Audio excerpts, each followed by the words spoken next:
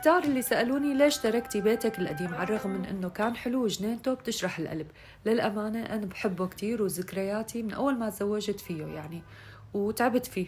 كان كسوته قديمة وكسيته أول بأول وأنا فيه، يعني بتعرفوا قديش صعب الواحد يكسي البيت وهو قاعد فيه. صراحة البيت صغير يعني وصغر علينا نحن كعائلة، وخصوصا محتوى الطبخ بده أغراض كتيرة، والمطبخ عندي اوريدي هو صغير، وكنت صور بالجنينة أنا بطبيعة الحال.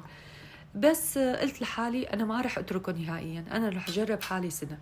وانتقلت لبيت جديد، هو للأمانة كمان مو جديد، قديم كتير، وأنا تعبت يعني نظفته ودهنته وحاولت قدر المستطاع زبط فيه. صدقا إذا بورجيكم فيديوهات البيت أول ما استلمته رح تنصدموا وتقولوا كيف قبلتي تسكني فيه، لأنه كتير كان تعبان وسيء.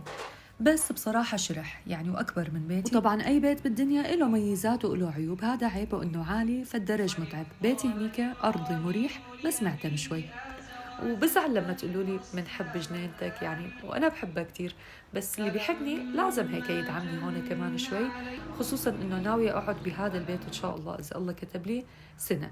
البيت القديم الحمد لله ملك، الملك لله، وعم فكر بشغلة إن شاء الله بالأيام الجاي بحكي لكم إياها شو ناوي أعمل فيه. وهذا مطبخ اللي بصور لكم فيه وصفاتي، إن شاء الله أكون قدرت جاوبكم عن كل الأسئلة اللي بتدور براسكم. وإذا حبيتوا الفيديو لا تنسوا اللايك.